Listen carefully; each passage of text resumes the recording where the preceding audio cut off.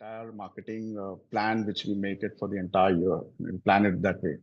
So Okay. we know in terms of what falls. We don't want to do anything and everything, So that's why we every year, as soon as financial year before on next budget, we plan the entire. We strategize saying that this is what we want to do for this coming year.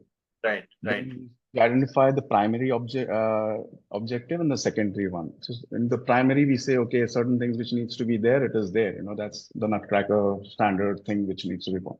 The Right. secondary, like the LSM activities, your events, your outdoor caterings, your stuff like which you would want to associate with other, collabs. And so that's Right. what we start plugging in. And then we plan in such a way that we keep the entire activations, if it is whatever the events, specials, and all, for a limited time frame. Okay. So based on that marketing decision activations calendar, we then roll back in terms of what are the requirements needed. For example, if we have having a Sizzler festival, so around the Sizzler festival, okay, the team marketing will start working in terms of the collaterals, the social media, the digitals, what language, what speed, what all those kind of things, then in terms of in-store 10 cards, in-store branding, what will the staff uniform, how we engage, Right. when will the food trials happen, Of course. training of the people. So I think these all things are required. It can't be left directly and delegated to someone. It has to be, it requires your involvement, Right. because at the end of the day, you need to see in terms of how, whether this works, doesn't work.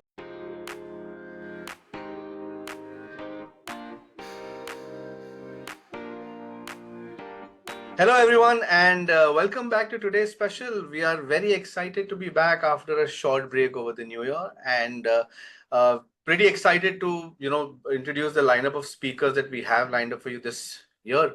For those of you joining us for the first time, today's special is our attempt to build a knowledge base for the F&B community.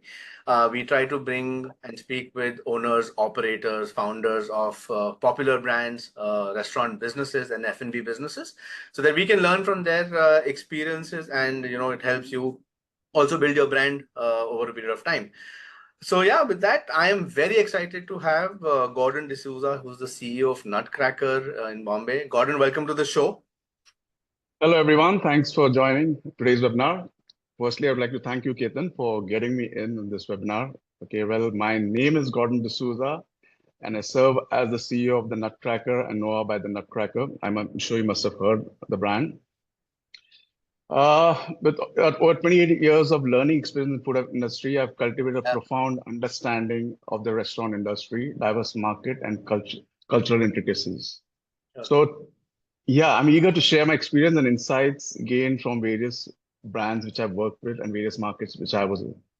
Fantastic, fantastic. So, guys, if you have any questions, please feel free to use the Q&A box. Just drop your questions there, and we'll pick them up either towards the end of the show, or if Gordon is answering your questions live, we'll just go ahead with that. Awesome. Gordon, you've been in this space for 28 years. Last 3 years, you've been with Nutcracker. Before that, you've been with Effing Gut. So I imagine one of the biggest parts of your role, obviously, besides making the business profitable, is also taking care of the brand, right? How to grow the Right. brand from strength to strength. For Nutcracker, how has that journey been over the last 3 years? It's been around for about 10 years or so, and it has a loyal following. Yeah, yeah, we just celebrated 10 years a couple of months back, and it was a great response. Yeah, I think Nutcracker had its unique journey. I mean, it all started from initial Kala Ghoda 10 years back, Mm. with a small little cafe at Kala Ghoda. And without keeping any target and audience in mind, things started growing organically. We started getting people of all ages. People started liking, enjoying the brand, and then we happened to open the second one at Bandra location, and then another two followed over a period of time. But yeah, I mean, things have evolved completely for the brand itself. Okay, I mean, we have seen a lot of drastic changes We've seen in terms of the customer ratio increase. We've seen, people, the like for the brand, the demand for the Mm. brand in opening Yeah. up in various locations. So that's have been like a, positive sides for the brand completely. So Nutcracker, and I'm from Bombay, right? So I've heard of Nutcracker for many years, and I've been a regular also. Yeah, I see that it's consistent across all branches, right? And like you rightly said, you don't have a fixed target audience, and please correct me if I'm wrong here, right? You have folks from all walks of life and all age groups coming over. How that's have you right. managed to keep this excitement alive? Well, we've always focused to our core values and philosophy. Mm. We kept our excitement live through innovation. I think we regularly updated our menu, decor, and events to keep things fresh and exciting for our guests. I mean, that's been a key. We start engaging, we encourage guest feedback, interactions through social media, loyalty programs, and Right. in-store promotions. We also surprise our guests. We love surprising our guests with special treats, offers, and events to, create that memorable experience. I think we are mindful of evolving our brand to stay relevant and exciting. We listen to our guests. I think that's pretty much very important that you listen and you don't, keep doing your way. We don't know we'll land up with. So we Yeah. listen to the guest feedback and adapt our offerings and experiences accordingly. Moreover, we experiment. We are not afraid to try new things. Okay, whether it's a new menu items, event, concept, or marketing strategy. I think we always take that risk, that chance. We try to stay and we remain authentic through core values and brand personalities, ensuring that every experience feels uniquely in the Nutcracker way. So by embracing innovation, engagement, and authenticity, we keep that excitement live and continue to build a loyal following of Nutcracker enthusiasts. So One yeah, thing one thing that you forgot to mention about with memorable experiences was the service aspect of Nutcracker, right? So I mean, it's that's without phenomenal. saying. Yeah, it is phenomenal, and I have a personal experience. I remember my wife was at one of the outlets a few days back, and she wanted to charge her phone, and she was looking for a place to keep the phone, and somebody just came in with a small low black table saying that why don't you keep it here? So it's Yeah, not just this thing; it's also anticipating what somebody might need, right? So I think this whole thing makes Nutcracker what Nutcracker is today. absolutely. I think the finer details, the touch points, Mm. which every customer needs, which they are looking for, that is what we basically, try to, get in, bring in so that the experience, whatever they have, Mm. while dining with us is not lost. So these are smaller things which, which matters a lot to a lot of customers, to people.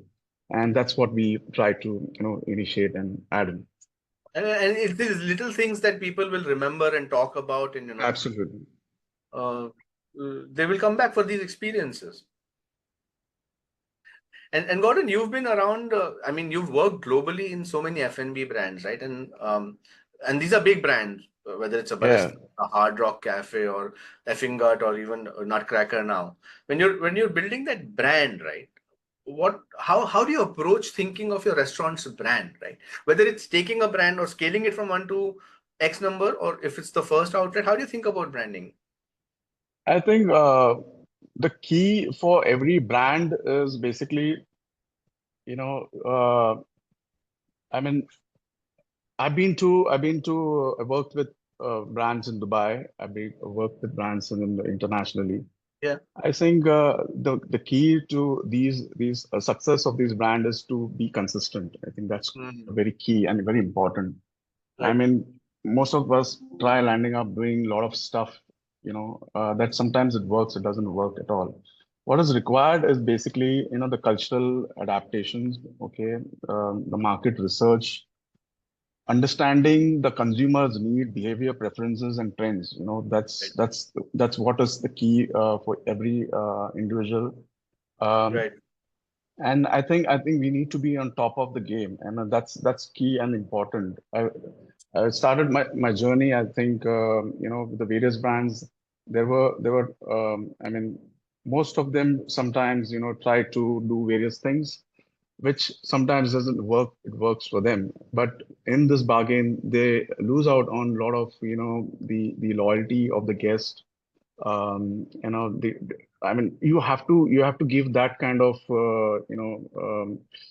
I mean, knowing that so many competitors are there around and all, you need to Awesome. basically be on your game. That's what I feel. Yeah. And building a brand is not a short-term game, right? So you've got to be in it for the long term. Absolutely, absolutely. I mean, it's not that you make something because you have good money at the bank and then you present it, but it is a consistent and constant, ongoing exercise, which needs to be tapped on all the touch points, wherever what a customer needs, to ensure that we are top in the game. Right. And it's all fun and games and easy when you have one outlet, right? But when you're scaling Correct, this, then correct. I have seen a lot of brands, even their palette shades are different across outlets, right? So when Right. you scale across multiple locations, you have multiple menu, different, vibes, menus, digital Hmm. presence. How do you make sure that all of that is consistent? Who owns that language? So I think it should come from us. I think we, Mm, as I was sharing with you, there are like cultural intelligence is crucial for every F&B business, right. especially when operating in a diverse market. Like I worked for so many years in UAE and India. Mm, The UAE dining culture is more like an hospitality focused. Okay, right. they emphasize the hospitality with strong focus on welcoming guests, providing exceptional service, Right. luxury and opulence. UA restaurants, if you see, it's more like lavish decor, fine dining, and premium ingredients and stuff Yeah. like that. Right. International cuisine. I mean, it offers such a huge mass cuisines from around the globe, and catering to countries' cosmopolitan, populations. Plus, they are also religious like Ramadan, Islamic traditions, so on. When you come back to the same in India, okay, Mm, it's more like family oriented, okay, more nice. spice Okay. driven, I must say, okay, more street food and casual, okay, dining, okay, that's what they are. And again, they are regional and cultural diversity. Right. So these all things, is like bridging the cultural gaps, I think, which is very important, Right. um, in terms of getting the menu adaptation, service standards, which is the key. Both India or you go anywhere in the world, I think what Right. customer needs is the service. End Of of the course. day, you've got a beautiful looking outlet, spend a lot of millions of rupees in that. And then at the end of the day, if your product is not right, your service is not right, and then the guest which you're spending to get them to your outlet is Right. not going to come to you. So it's very important to have that kind of uh, you know uh, things, key components, which is crucial for the business. And obviously, all that said is also the staff training. Of You course. need to Yeah. have spend the quality time, engage in the people, to know your brand, your product, and the level of understanding towards, so yeah, that's what I, Yeah, that's a fantastic point, right? And I want to kind of go down the service, the training aspect, right? You can train for service, you can train for back of house, front of house. How do you yeah. train for brand, sorry, right? So, how does everybody at Nutcracker always seem so happy going about their job? They're always more than happy to help. So, how has that come about? So the people are the key, right? If they are happy, so are we. I mean, so Yeah, is the business, right? If you don't keep them happy, then it's like they're just working for that like a duty hours shift. So that's we right. try to keep our people happy. Okay, firstly, in terms of we try to get the right perfect fit for the brand. Right. We always follow the process of the three interviewing method, process of Mm, interviewing any candidate. We get them once they are on board, they are ours. So that's yeah, of our course. responsibility to ensure that they are, taken care of, well taken care of. I mean, they always come with a lot of baggage in their head. They have so Right. many issues at home, but when they come to the outlets, to the restaurant, they should be fresh in the mind because that's what they see. I mean, but that's what customers see, that you are representing the brand. So they Right. need to be very much motivated, So for that motivation level, we keep them in terms of engage, in terms of, obviously we have the training programs, we have in terms of facilities, we have benefits apart from the salaries what we give. Of We course. ensure incentive programs are there for the best Right. sellers. We reward them with Employee of the Month. We give them some, we have activities like competitions within the company. Last we Right. had the barista competition, okay, which has been successfully done for 3 years, and we've seen some great stars, who's been awarded and come out, which we would never know, they're so. Uh, we had cricket, football matches. We kept some kind of engaging activity. So these things, smaller things, which apart from the daily routine, the mundane thing which we do, which we add that to their life, Right. and into their duty hours, which we call the working hours, Right. and which they never expect this. I mean, if you're Right. taking care of all these things, I think automatically guests, the staff automatically, give that kind of dedication and hard work to the company, Right. which helps us to create, more heroes or, players like them. Yeah. I like what you said. You help them to create heroes, right? So, Yeah, uh, as a leader, you're a catalyst in making their lives and them better professionals. It's not just a very transactional relationship that you have. absolutely. Has that come about naturally to you, or is that a unsaid, or is it a tenet at Nutcracker? Have you been doing this across all the brands that you've been working at? So yeah, that's been for me because I strongly believe that if I'm a leader, I need a team. If so if my there is no team, I'm not a leader.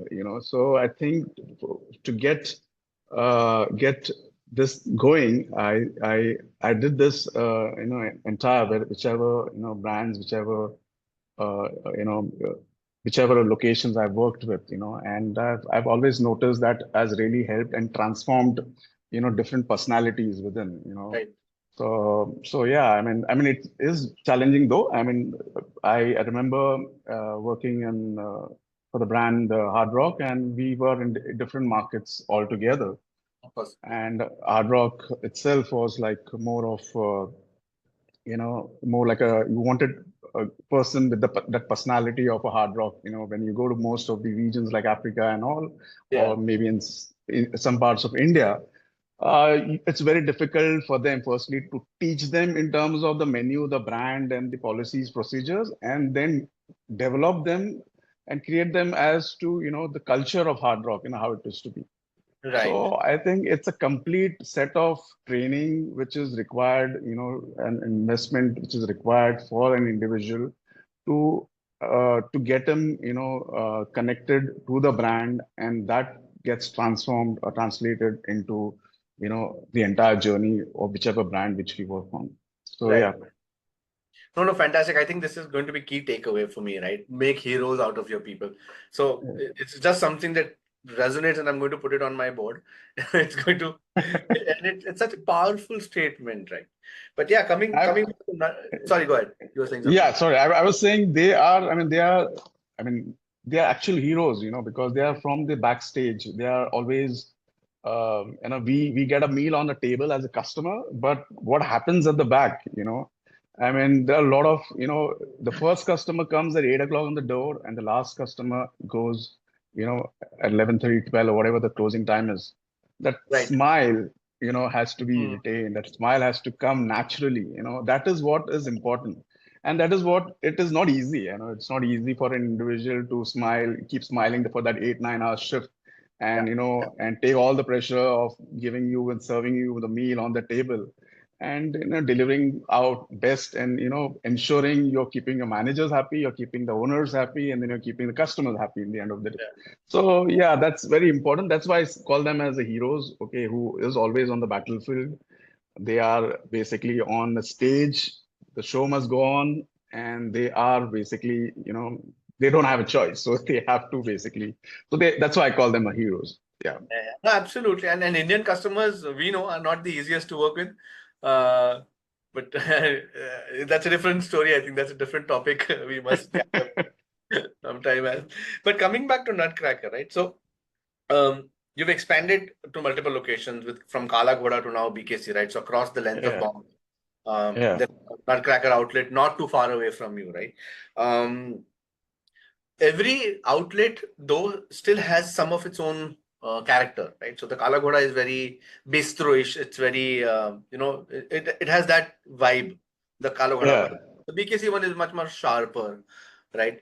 Um, across this, how do you make sure that your branding stays consistent, and how do you marry these two things? What is that one thing that stays constant throughout?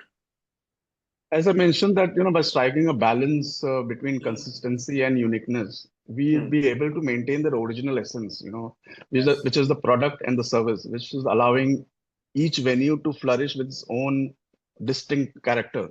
So I that's right. think that is what we have kept, and we have been very mindful. We've been always, we have not grown in that rapid expansions like always others would do, because at some point of time when we grow, in that speed and space, we forget about our, our originals, and then we'll end up doing stuff, which doesn't match to what we have started from. So I think Mm. that's very important. I think the consistency and all the brand touch points which we have managed to retain, which we have managed to ensure that it's stable. I mean, it's not been lost in the bargain of expanding and opening. I mean, that's what been our key. Sure. Okay. One question I think that's on everybody's mind, right? That it's all good branding and everything is fine. How are you measuring the impact of this, right? So one clear measure is footfalls and the revenue. But other than that, what metrics do you keep track to make sure that your branding is on track, your marketing is on track? So I think the best metrics or method what we follow right now at Nutcracker at least is in terms of ensuring that uh, day-to-day interaction with the customers. Hmm. We call it as a manager table visits. Okay, Okay. we basically strategize and conceptualize things at the back, and we try to present it to customers, saying that okay, look, this is what we have for you. Hmm. And end of the day, we don't know whether this is as per the requirement and taste of the customer, for which it is very much required to understand and get the feedback of the end user, that's the Right. customer. So we do a table visits, which we tell our managers ensure that visit every table, take the feedback. That feedback helps us in terms of understanding in terms of the liking of the customers, in terms of the taste profile and so on. We also have Right. this feedback. We've got feedback. We've got surveys, Hmm. which we do periodic. We also basically also on our social media platforms. Right. We're quite engaged in Instas and all social media basically, and we immediately see whatever the messages, emails, messages which we see notice. We try to respond and see. I mean, that's the greatest tool and feedback what we have. Also, there Right. are other platforms like Swiggy, Zomato, on those comments, feedbacks, those ratings, certain sometimes helps us in terms of, understanding. We do our internal analysis in terms of the top sellers, the best sellers, the Right. popular items, these are things which we keep a close watch. Um, and yeah, and that's how we basically see in terms of this works well, and then we Right. continue with for next season. I mean, we normally try to get um, most of the items which is newly introduced as in special, like a limited time period. We use as Right. an it's a limited time period, limited offer. Which we Hmm. present, which is for 2 weeks or 3 weeks. And then we see, okay, now this particular product is working for this 3 weeks time, and this particular top 10, if there's 10 items, from the five is working, five is not. We then are prepared with plan B to replace those items with, another items. Understood. And sometimes we'll end up, the customers like those items so much, that we'll end up putting that in our main menu. And then for the next day, we start thinking again, what should we plan for next? So yeah, that's always been, and that has really worked for us. And So approach to audience feedback is the only way you are looking at menu engineering. that's exactly what it is. You need Okay. to.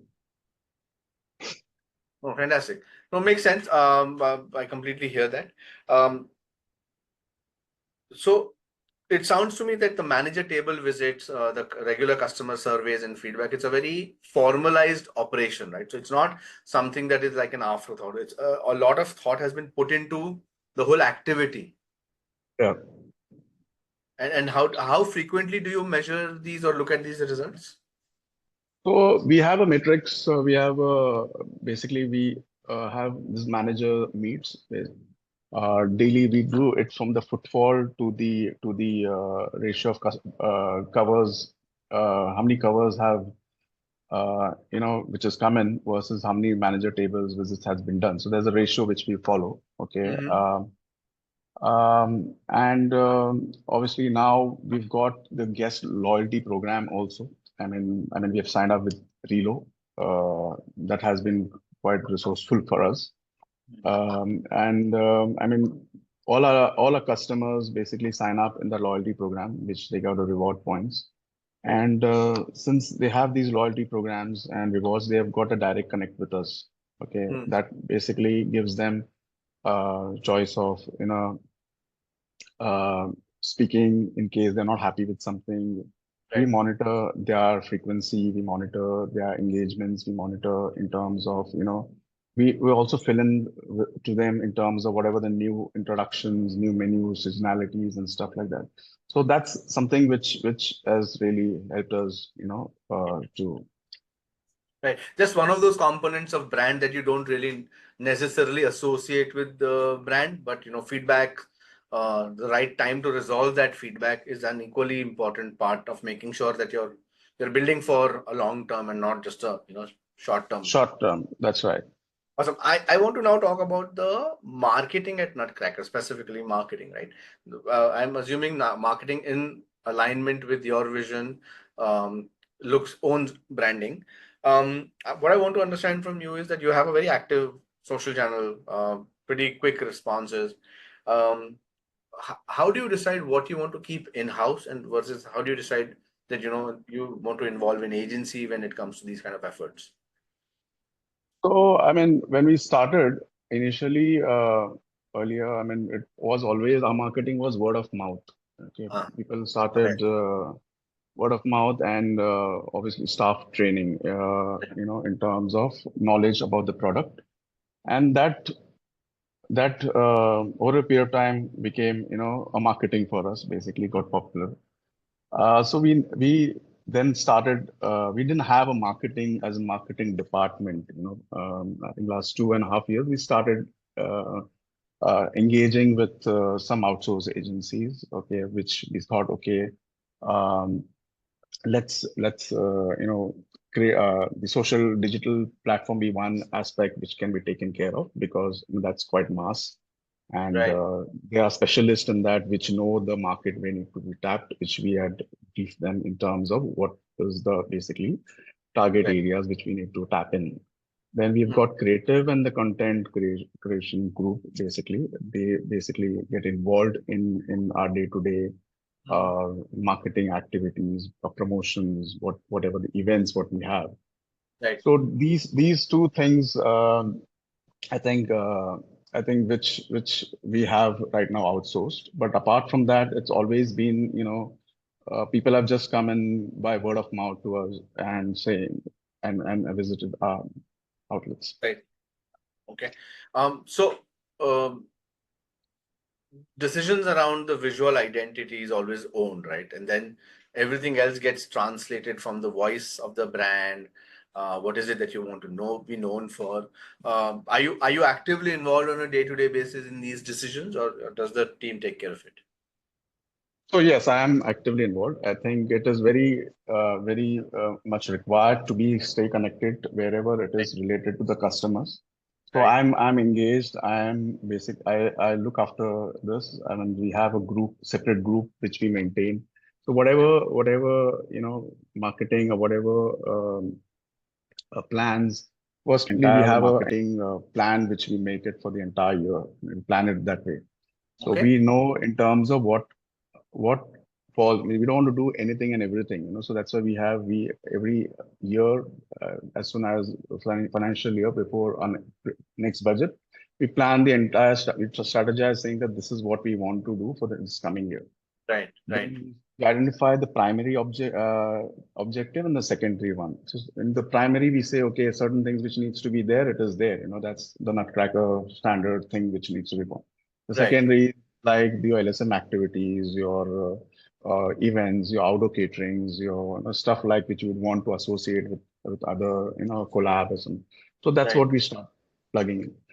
And then we plan in such a way that we keep the entire activations, if it is whatever the events, specials, and all, for a limited time frame.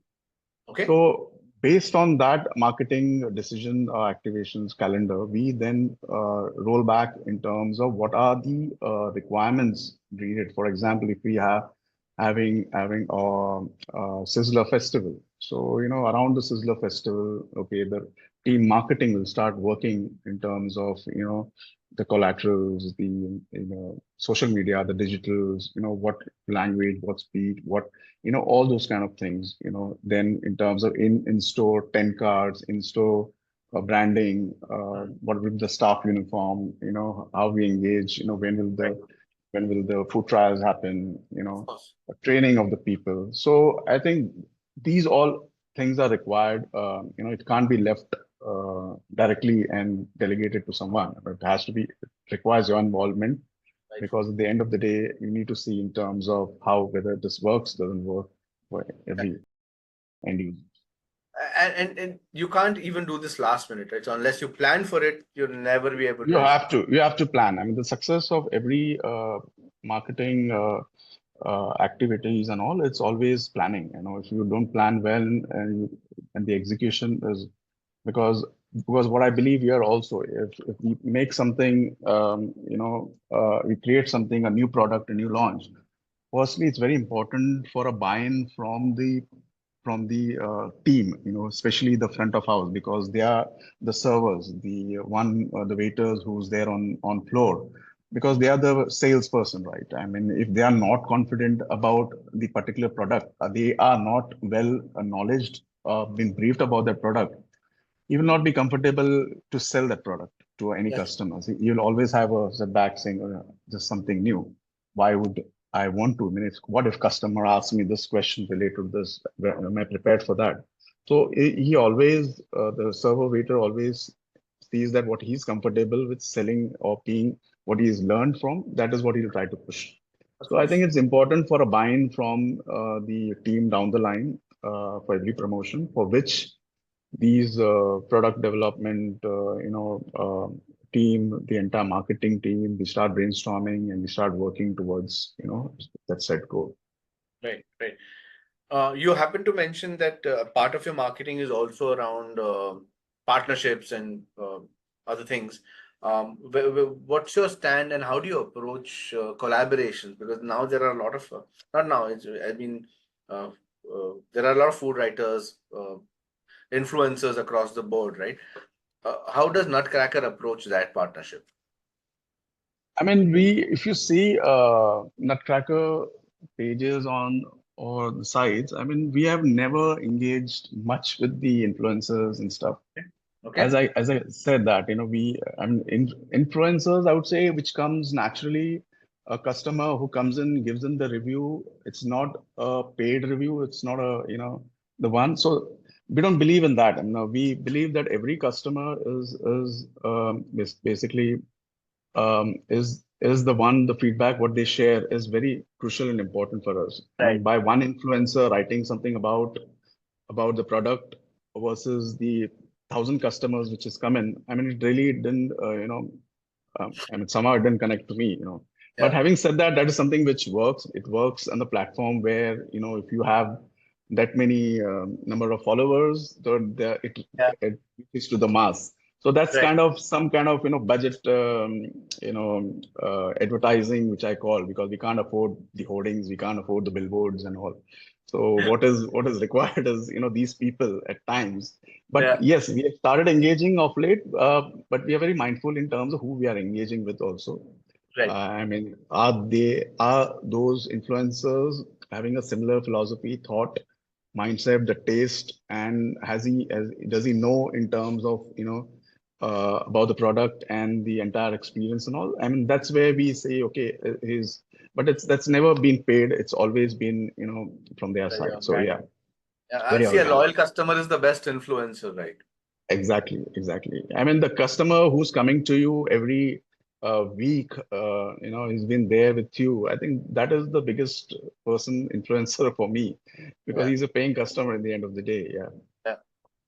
Awesome. And how does the marketing tech stack, or I mean, what technologies are you using for marketing besides say social media? I mean, we leverage data and orient. We have a Yes. tech stack, like we have got CRM, as I said, Relo, manage customer interaction, track behavior, analyze sales data. Right. We have a social media management. I mean, so they Right. are quite engaging. They've got some WhatsApp messaging system to every customers, which we have our basically set of customers database which they have it. So we try to track them there. We do analytics reporting. We rely for delivery, especially on Swiggy, Zomato, providing the insights of customer behaviors and Right. Right. conversion rate. Right. That's quite important. And obviously the customer feedback and survey tools. Yeah. Yeah. And now I think of late we have started with data visualization, which is business intelligence, the BI, enabling us to create Right. interactive dashboards and reports. So that's Right. something which we are trying now. And with the help, I think there are quite a lot of learnings, insights, the pattern, the behavior of Mm. every customers, which we engage in. Very interesting that you said that about data analytics, because that's not something that you traditionally associated with the restaurant business, right? But the more restaurateurs I talk to, the more I keep hearing about this. And as Chef Ajay Chopra once said on our earlier episode, that restaurants, no, restaurants are now tech first businesses also serving food, right? I think Hmm. Rahul Singh from the Beer Cafe also resonated with the same sentiment. Um, how are you looking at data, right? So how is that helping you make a decision in terms of, let's say, where to open the next outlet or what to change in your menu, for instance? So I think Uh, we when we started just purely for Nutcracker, I would say. I mean, we we targeted first Bombay. I think Bombay has got so much to offer. I mean, and there's so much locations which we have there which we have not covered yet. Um, Space is a biggest challenge to get a space in any other location with the higher rentals right now. It's a big huge challenge for us.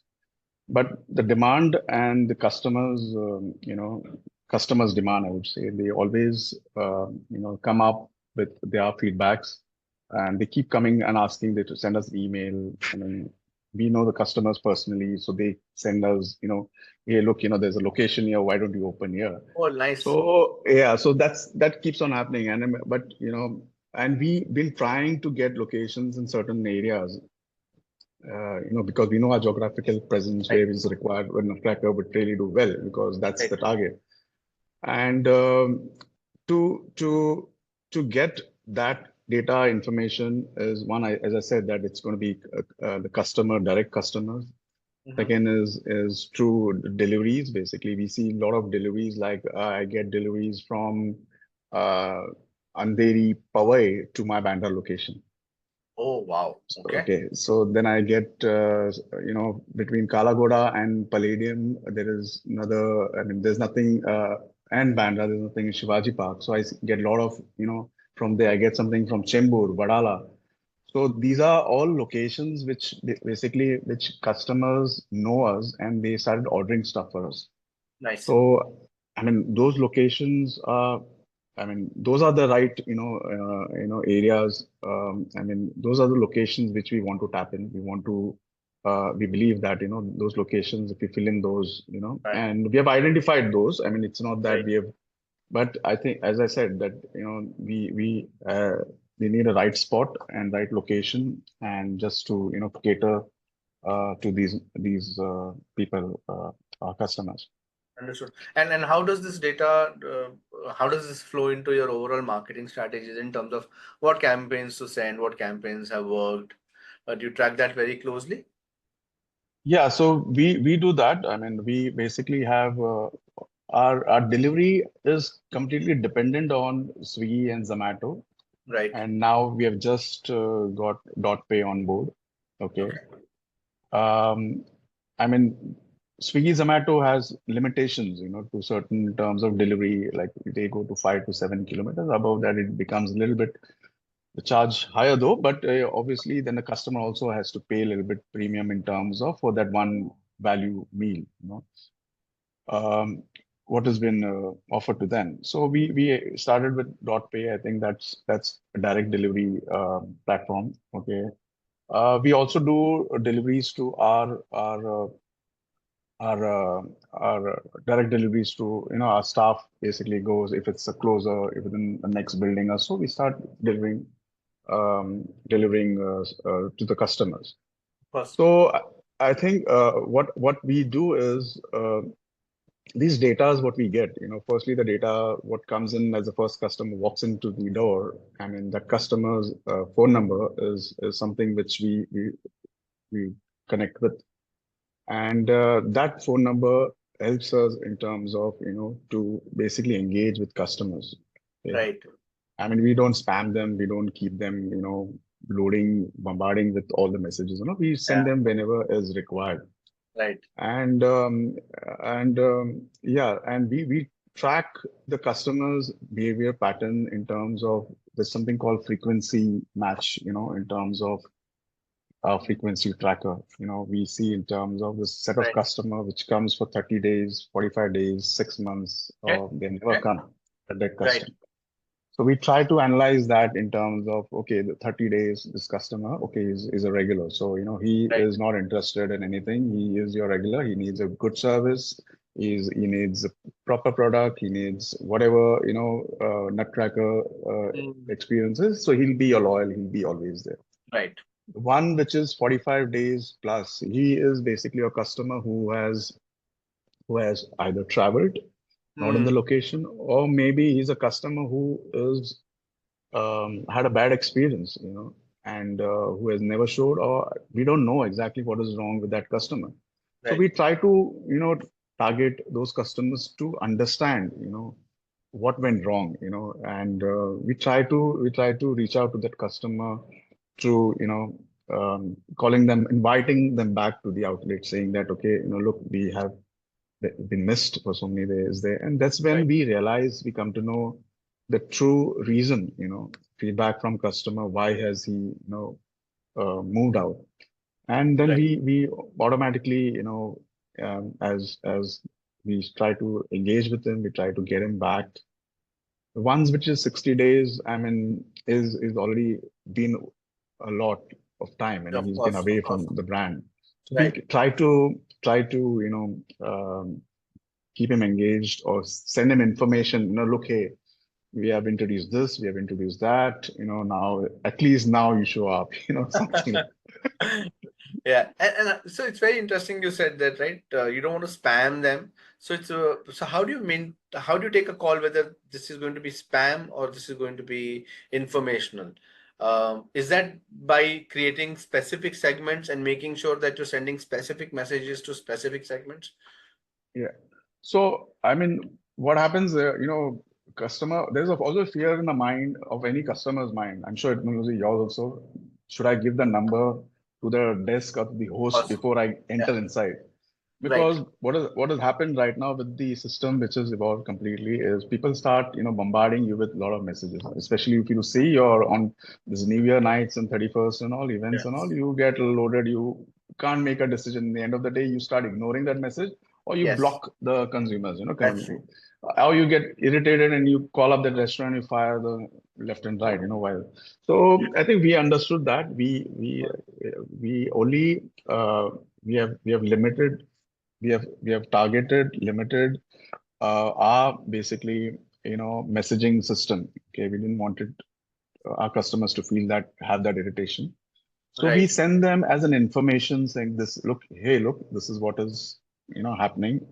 If right. you're interested, they come in, they join us, and, they are with us. If not, then it's okay. We don't bother them again. Of Uh, course. you know, Yeah. um, that's what we follow the complete pattern in terms of, never. So we time basically, if there is, suppose there is a local activation which is happening specific to Bandra location, one of the Mm. outlet.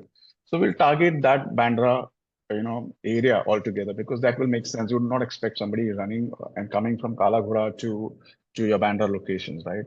Right. Uh, so we only target that kind of that customers, and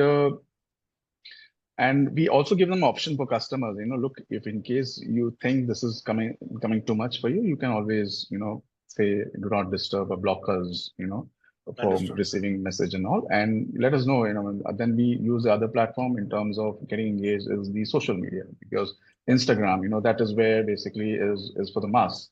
So that covers, the ones who's not irritated and who doesn't want the daily WhatsApp messages. That's the person who we start targeting. Fantastic. Yeah, I mean, you're giving them a graceful way to tell you that I don't want to get these messages. Thank you very much. Yeah. And has that helped with has a loyalty program helped with um this communication and customer engagement? Yes, it has. It has. I think it's a great tool. Mm, Uh, I think that's something which, I remember the earlier days, we used to have the system of the feedback form. I mean, used to have this manual written feedback forms, that data we used to collect a pile of, behind back office. And then whenever we basically used to get that sweet time, or we used to open that and then we used to review. By then when we review it, it's almost 6 months, 10 months down the line. yeah. Oh So my I God. think, yeah. So now, I mean, with the help of this new system which is coming, I think it's instant. Like we immediately, a guest walks out of the outlet, he puts his Mm, feedback, positive, negative, yeah. and uh, and we immediately react. We immediately act, saying, okay, there's a guest, table number 16, who has just replied. He's having a very good time. So wow, okay, Yeah. that's a positive thing. Oh, there's Right. table 16. That guy is irritated with the service standard and the service level, what is going on. So we immediately then, he sends a message, saying that, okay, and then we immediately, then we react. We just call the customers. We basically try to win him back in terms of whatever, mess or we have spoiled his entire session a day. Yeah. And that really helps, that becomes immediate, immediate gratification, immediate, recovery of the guest, rather than he's Right. carrying that and he's spreading that word of mouth. I had a bad time in Nutcracker. No, rather I would hear that, I had a bad time, but look, hey, this manager or the staff came in and he convinced me, he tried to recover, he came back. I liked that. So that approach, I think, has really helped with this system. And as I said, there's lots to play with the data. With that one phone number is basically Yeah. is the complete data, or which helps us in terms of building, that customer engagement and relations Yeah. to the business.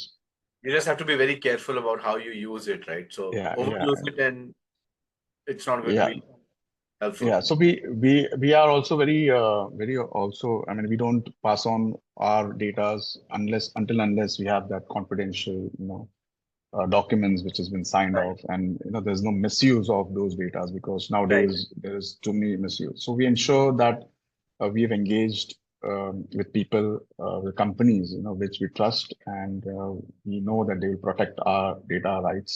Sure. So I think that's been always there. That's been key. I know, And fantastic. yeah. And I think it also works towards building a lot of customer trust, right? That, I'm okay to give my number to Nutcracker because I know they're not going Right, to spam the hell out of it, and I'm right, going to get very relevant and valuable updates. Yeah, right. I mean, we should respect the privacy, we should respect the time, we should respect them. I mean, they've been with us to dine in, and that's what they want. We don't want them to, for your business, you don't have to be just, spamming them. And I mean, they come to you. I mean, they know your brand, they know your product, they love you, and they'll enjoy, whenever they plan their day. I mean, you don't have to keep bothering them and showing that desperation, by giving them discounts, offering, so that's something which we don't do. I mean, yeah. I would not, yeah, not allow that too, so. Awesome, awesome. No, and that's the reason, it's been a decade and Nutcracker has only grown in terms of the love it's getting from people, or locations, obviously, scale. So yeah, I mean, it's not these little things, but it's the obvious things that a lot of brands probably don't end up doing, right? Yeah, And Nutcracker is one of a kind. Okay, so I mean, yeah, this gives me a good idea of the marketing and the branding, and it seems that you guys are doing a lot. But I also want to talk about the bottom line and numbers and things. For F&B, I mean, of all the restaurateurs who are attending today, will agree that the margins are very, very thin, right? And you are dependent on so many external factors for your yeah, success that it's not funny. Um, how do you think about managing fiduciary responsibility and making sure that your the experience of the end customer and whatever activation you do are they're in sync, one doesn't um, overpower the other. yeah. I think the effective financial management is very crucial for the F&B industry. Their profit margins are notoriously thin, it's very thin. Yes.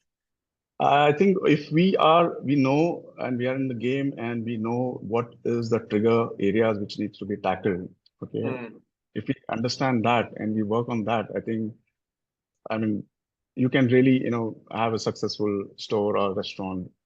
So Hmm. what we do, financial management practices, basically, we do cost control, not in the, not ensuring that the quality is not, compromised. I Hmm. mean, we keep a tight control in terms of the recipe costs, including the food Hmm. cost. I mean, our menus, our food at Nutcrackers fresh. Okay, so Awesome. we do always fresh. So you can imagine every day in and out, if that product is not been sold, then it goes in wastage. So for that, to ensure that we have a tight control in terms of the projection planning.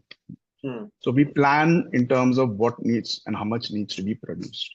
Right. So and it's not wasted, because that's again a philosophy. We don't waste. Okay, uh, uh, we do our products. We make our products in a way that whatever, if it remains, then that's been used. Not reused for something else, not as a. So I think, including food cost, labor cost, and overheads, we negotiate with the suppliers to give us the best of the best prices and implement Hmm. efficient, inventory management system, which is very key. Okay. Hmm. Okay.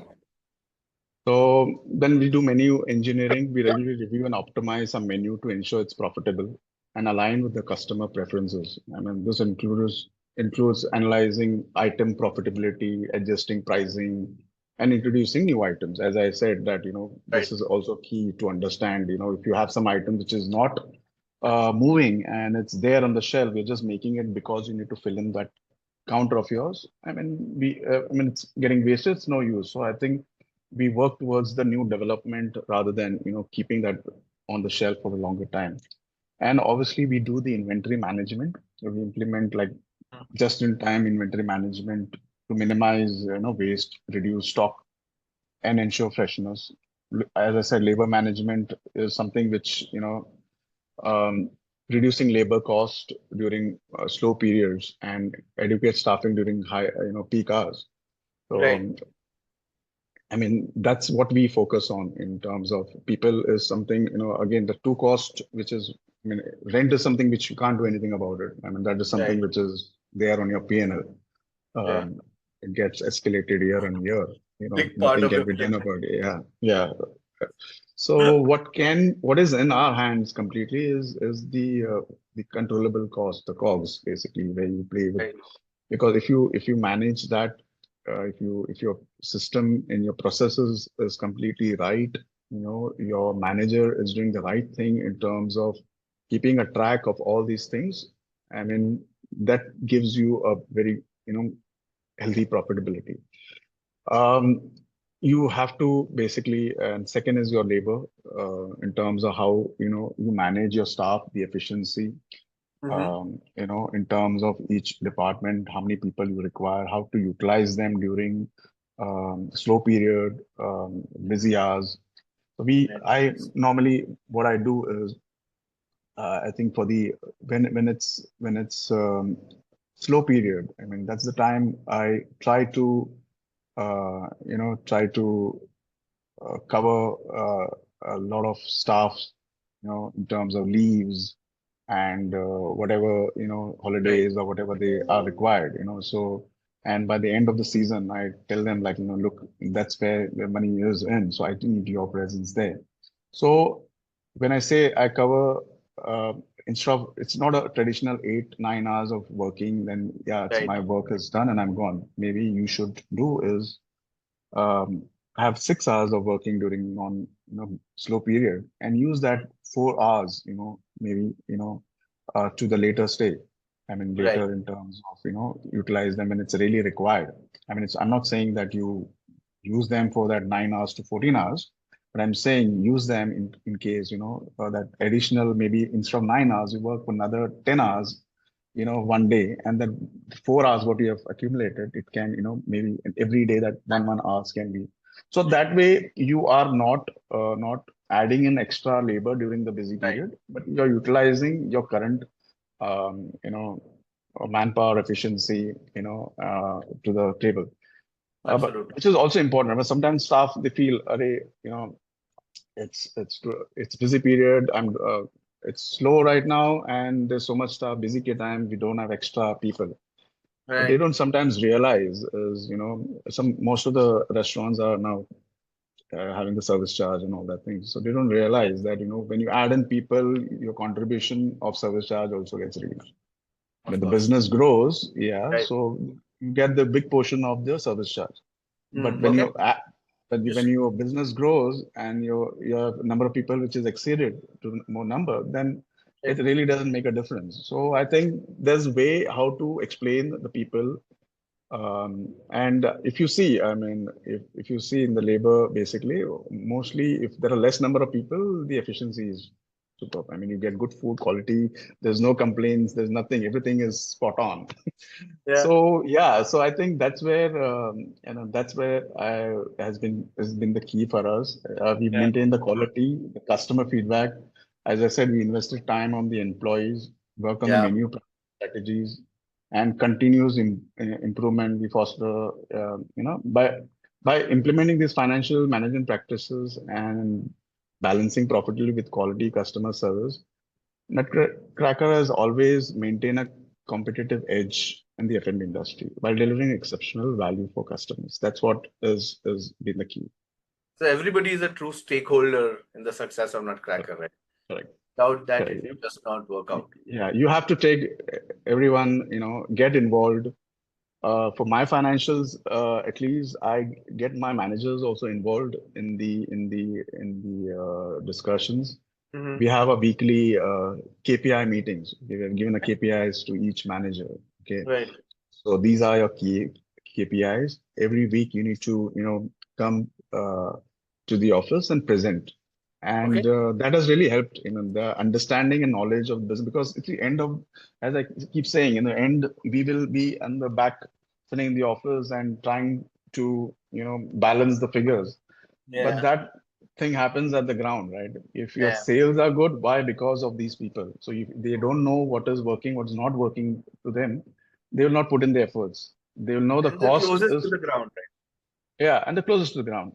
And the cost is fluctuating. Why? There's a reason. They should know the reason why the cost is fluctuating. Of course. People are not happy, So there are five, I mean, KPIs which we follow. One is basically in terms of sales, then it's people, then Mm. it's customer related in terms of whatever, then we do in terms of training, then we do in terms of, profitability, the expense and Got all it. that. These Got things, I think it's very important to know for it. every manager, every staff who's working, at the restaurant level. But what's important is also not, when we do our financials, is if I have a target of maybe a crore a month, I don't Mm. just dump those targets to the Right. individual manager. Now, this is your it's your responsibility. Of course. So I think what is important for us is, okay, but what the manager does, then he puts it on his notice board, and this is the target which we need to follow. Right. Now, what is the each shift or each server's responsibility in that? I mean, he is now targeting the 1 crore. No, he should not, right? So what I do, I further break that down. That 1 crore, break it down into the 30 days. The 30 days gets broken down to number of days. The days gets broken down into shift. The shift Yeah. gets broken down to people. So that per day sales, per person sales becomes Mm. your target, and Oh, there is a interesting. little bit of incentive component Right. that look, hey, if you achieve this particular small segment or whatever target which you have, you get this particular incentive, this small incentive over there. So he is now happy that, okay, my focus is this, so I'll be focusing on this. So that collectively, if individual focus, obviously there's a competition within somebody. Sometimes they are top sellers, high sellers, and when the this collectively results into the target which I'm trying to aim for. Mm. Of So course. that's how really worked for me. And Right. also target is not value for them. For a server, if you give them, you do 10 lakh rupees sale, so you'll obviously go for the right table, which you'll say, oh, this Of table course. is the preference of the customer. I will Right. achieve my target like this. So yeah, Yeah. they need to play a little bit smart also. I think that's where we then try to focus on the units rather than value. So we Yeah. say, okay, now you need to sell, 10 bottles of X item versus the value for how much would translate for that particular. So Understood. that again is a game, which has really worked. Okay, and obviously the rest of the things in terms of the cost controlling, keeping inventory count, ensuring the daily, weekly inventory. It's not possible for the entire inventory, of so many SKUs. We should, take inventory on daily basis. But I think what is required, if you target the top 10 or 20 items, which is, Mm. on a high cost, if you Mm. have those inventory on day-to-day basis, Yeah. that will solve your, max problem in terms of the costs. So I think these two areas, and rather than that, other areas which is required, like your RNMs, your admin costs, all that things is basically keeps some are AMCs driven, some are standard, some are basically which will be there. I think if you tap these two, three, areas, and if you Yeah. involve the staff, get them engaged in this, they will give you the magic numbers which you will not even think of, and that's what really has helped it. And that magic Amazing. number we are making it. Yeah. So everybody together makes the magic happen, right, at Nutcracker. Correct. Awesome. Okay, I know we are on the top of the hour. I just have a couple of questions before I open the floor to the Q&A. One is Yeah. uh, from the ring side view that you have, what do you think are the trends that are going to shape up this uh, eating out, dining out experience in the next 5, 10 years? What do you see happening? I think the the Indian food and beverage industry is poised for significant growth. I think driven by changing customer demographics, increasing disposable incomes. And I think in the next five to I mean, trends are changing. Every month, every year, you see something new, something is coming out. But the major trend that I believe which will reshape in the industry is people now are more towards health conscious. Yeah. The Indian consumers have become more health aware, driving demand for natural ingredients. They are looking for Mm. sugar substitutes, high protein products. These Right. are these are something which people are moving towards. They're more towards digitalization and online ordering. Why? Because the COVID has given us a good, example. We adopted to digital technologies. I think, including online ordering, we started Yes. delivery, contactless payment. So you know how it went, in the entire COVID. So people have started now moving towards that. That will still remain. I think that's what. And sustainable and eco-friendly, Mhm. practices, which is also our philosophy, our core, which we follow. Consumers are increasingly prioritizing sustainability, driving demand for eco-friendly packaging, locally sourced ingredients, and reduced waste products. So they are being very mindful towards the environment, community, Mhm. and people are basically, looking towards that. And also, I think rise of plant-based and vegan options, Okay. diet again, great opportunities for innovative, like plant-based products are also becoming very popular. So Right. Nutcracker strategies has always been the future landscape, to just to be stay ahead of the curve. We started focusing on menu innovations. We have Yeah. started digital transformations, sustainable product practices, customer engagement. These are always there. I think that will be the core and it will never change. By embracing these trends and strategies, Nutcracker will well positioned to thrive in the rapid evolving in Indian F&B industry. So that's what I believe. Yeah. So we will stick to that. Exciting times for everyone. Yeah. So there are interesting questions in the chat. I'm just gonna pull them up. Give me a second while I scroll up because we've got a very active chat. Okay. All right. So this one question that I can spot is from Amresh. Amresh is asking, he runs a fruit band called Thapa Ji Ke Momos based in Rajasthan. Okay. This question is very straightforward. How do I improve average order value and how do I retain customers? Average order value and retain customers. Yeah. Hi, Amrish. Yeah. So basically, your average order value to retain customers, first, I'll come to that. I mean, I've just shared the examples in terms of how to retain customers. One is basically through the loyalty programs. Okay. Recognize your customer, firstly, that's important. Who are the customers? And um, uh, get the loyalty program in place. Get uh, I mean, most important is, I think, get engaged. You need to start engaging with your customers. You need to know your people. You need to get their feedback in Mhm. terms of, what exactly, what is that their likes. Are we adapting to what their requirement is? Are we doing something new or something, which the guest is not preferring? I think it's important for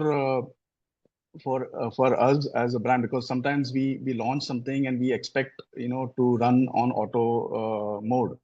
But that should not be the thought. That should not be the mindset. I think the passion begins from you, if you have got the business. So I think it's important for us, to study that the customer, the consumer behaviors, pattern, engage with them, uh, invite them. This will automatically translate into once you have the number of people coming in, automatically order value, order value is completely through your staff training. You should also educate the staff in terms of helping, imparting knowledge, telling them about the product, because they are the ones who basically will increase the order value. I mean, when I see in a restaurant, service, I always have like um, when I tell the staff is basically start looking at the product, in terms of you have a main core product, like if you have a burger. Right. Now the customers come for burger. What is next, which goes inside the burger? So what will go is the cheese. So, try to, check with the customer, is the burger with cheese, it's something which you would want for. Second is in terms of now the ingredients, you can't make it heavy, the main. So you look around the plate, what will go, around this plate, what can accompany this burger. So I look for fries, I look for, maybe a Yeah. beverage, I look for something, So, and then apart from the burger, this is done, then I look out in terms of after the burger, what is the customer going to have? Obviously water or maybe a dessert or something. So these unit each unit which we in our language we call as a perfect check. Okay, you should start giving those perfect check targets to your to your staff. Sorry, the staff will automatically have that five pattern, of selling, upselling, and suggestive selling, not a forceful selling. Yes. And that will automatically translate into average, order value. Okay. But firstly, I think what is really important is to study in terms of the likes and dislikes of, and the feedback from the customer, whether the product which they are liking, which they have, is it the right, or is there some kind of adjustment changes which needs to be done? Because if you start selling them which they are not happy with, and then you can't expect the order value to increase. The Mm. order value will increase. Okay, it will go to whatever, for a month too, but then suddenly you'll find the number of walk-ins reduces, it will reduce, because that Right. is not a good sign, because then people are, you're forcing the customers to have something which they are not happy. So I think these two areas are very important and key for any success of the business. So I think you should pay attention to these two. And yeah, Awesome. So basically, have your pulse on the customer at all times, right? Hmm. exactly. Correctly speaking. Okay. This question is from Tejas. Tejas asks, how do you integrate your data? What are the key matrices that become your North Star to adapt to seasonal fluctuations of Indian festivities, and specifically, how do you handle sales in the rains? How do I handle sales in the rains? I think that's So probably the lead period question that you had responded to earlier. yeah. So I think rains is the season is always, I mean, it's there. I mean, we know every year it is, and we need to be prepared for this. So we prepare ourselves 2 months in advance. Obviously, Mm. we firstly, in terms of all the outlets which we have, some of the outlets which has got outdoor seatings and all, we get all those permissions and all to ensure that that cover has not been affected because of the rains. So we try to ensure that firstly the comfort, the protection in terms of the sheets and whatever is required, so that customer can come in and they can dine. Obviously, when you have those covers and all, you have to ensure that the entire surrounding is well circulated in terms of the aircon, and all that thing has been taken care of. So that's Right. pertaining to the venue, the place. In terms of we try to see in terms of the customers, in terms of when they are at the outlet, what all is required, so that they can, in this heavy rains also, they come for that favorite, pancake, or the items in the outlet. So Yeah. yeah, so we give that venue to them. Second is we ensure that we also, launch some kind of, menu which is more monsoon related. So we get a monsoon special, we get, soups introduced, we get, if it's bar, then we get work around some cocktails and stuff.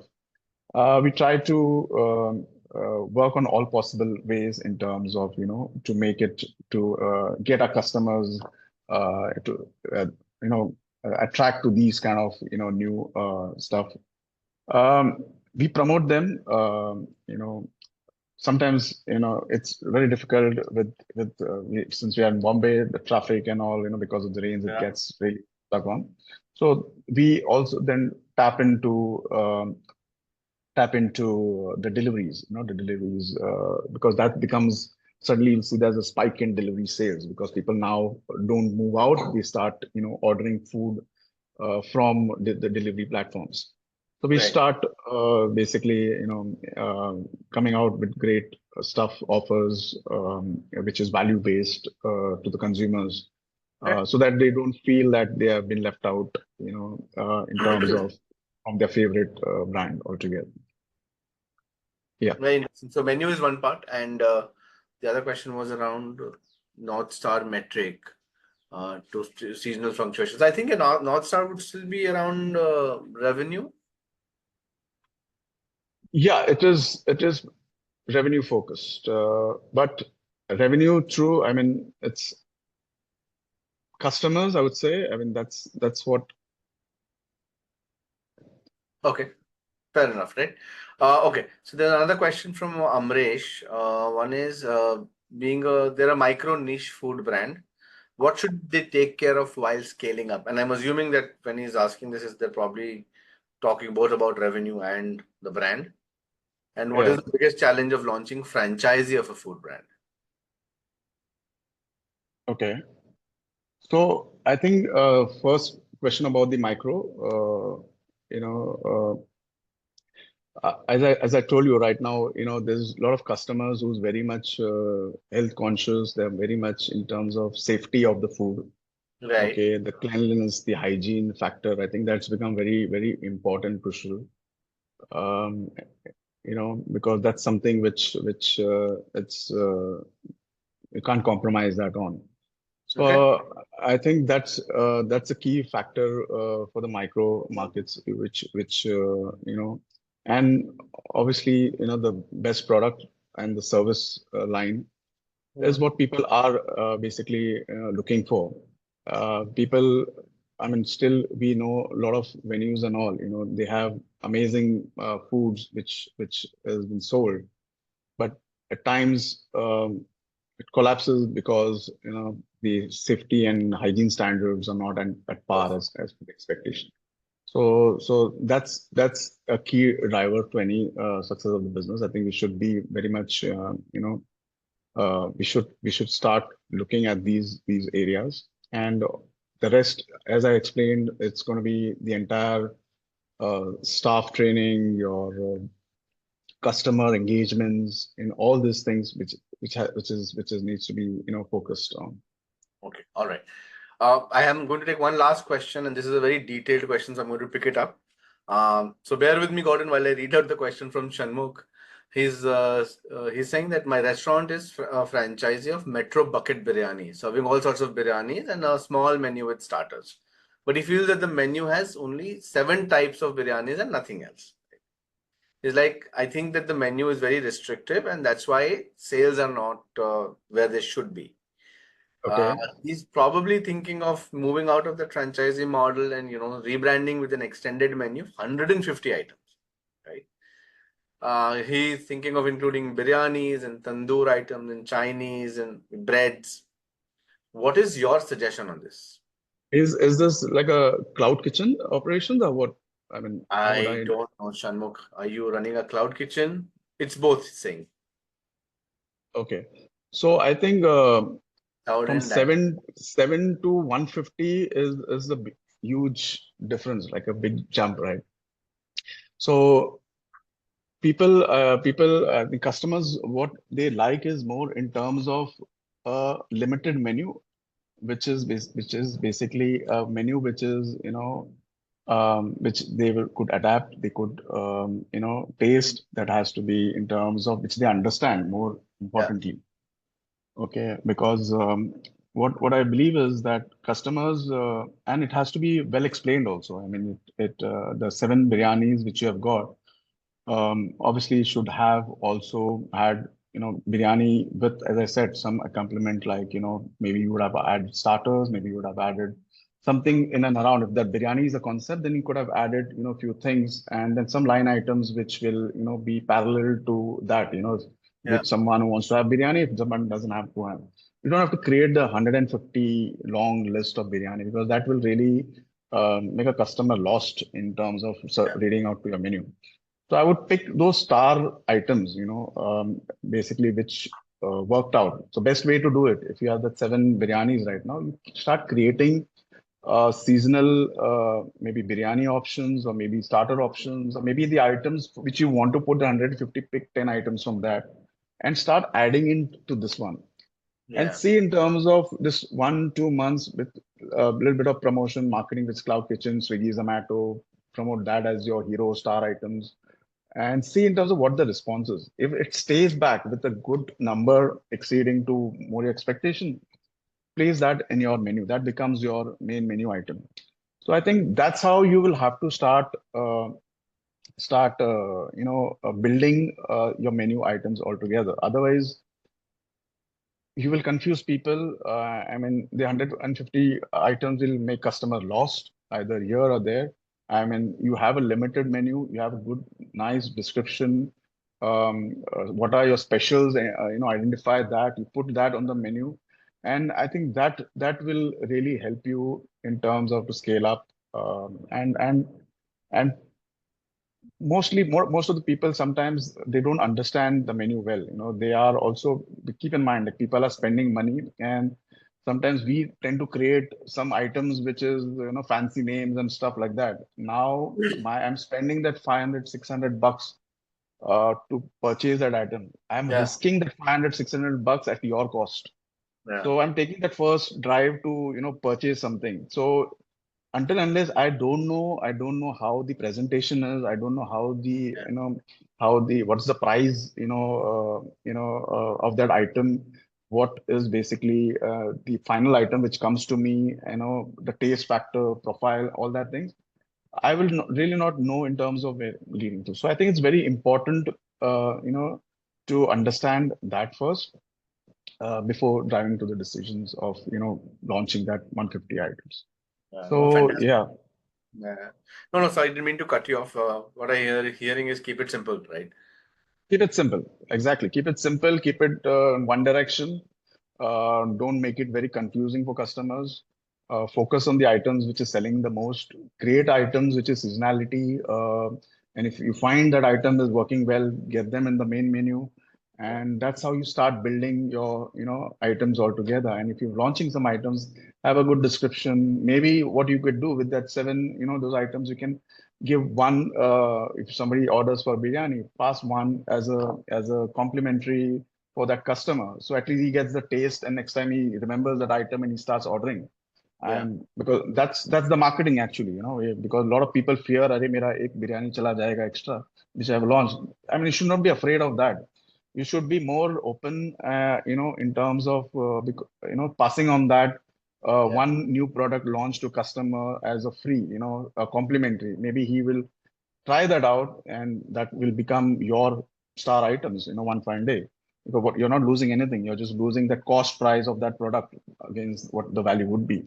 So I think if you ask me right now, I think focus on these. You can keep the 150 items, for the later, but for now, I think best is to slowly, gradually, keep introducing one items, or 7 8 items, whatever in your menu. fantastic and detailed answer. Thank you so much, Gordon. Okay, I'm going to wrap this up now because I know we're 20 minutes overdue, but uh, last set of questions for you, Gordon, and this is going to be very rapid fire. And just answer what comes to your mind, right? My first question for you is: are you ready? That's not the first question. The first Okay, question it's a is rapid. the first question is Okay. which is your favorite restaurant in the whole world? Oh, that's a very tricky one. I love all the restaurants. I think there are a lot of efforts and all put in, to make those restaurants.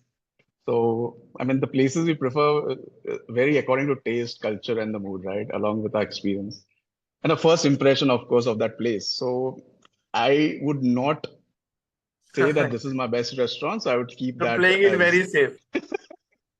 All right, I'll give you that. Okay. What book or TV show do you recommend everybody in the F&B space read or watch?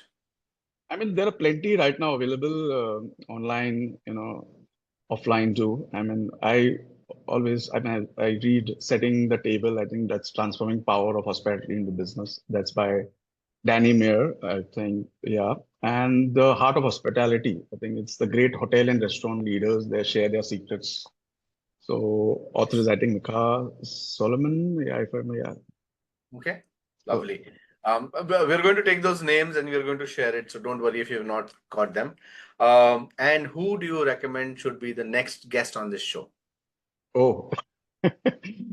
That's a very, again, tricky one. I didn't think about that, but I feel every person who has a success story should be on the show, and especially the backstage, the real heroes, Yeah, who are into the business. They are the ones who should be pulled out, and I think they are the ones who will tell you the facts, the figures, the yeah, engagement, and all that thing for customers. But since you have insisted that one name I would really give, who I love to get you on show, is Srinidhi Rao, who is my mentor. I think he's the one who we should definitely get him. It's a lot of learning, a Definitely. lot of things which I've learned from him. So I think that's Okay, fantastic. We're going to try and get him on the show. All right. So thank you so much, Gordon. It has been phenomenal. I don't know where the last 80 minutes went. If people have more questions, somebody is loving the bottle collection. Good job, oh, Shanmugh. you can come. Sorry, what I was saying was if people want to get in touch with you, what is the best way and where can they reach you? I think one is LinkedIn, so second is Facebook. I'm on Insta. Oh, You lovely. can connect with me directly. I mean, my number is already there on the LinkedIn. So Sure. yeah, and obviously at the Nutcracker. So I'm there. So one of the outlets you'll find me. Um, so yeah, Awesome. Thank you so much. And thanks everyone for joining in.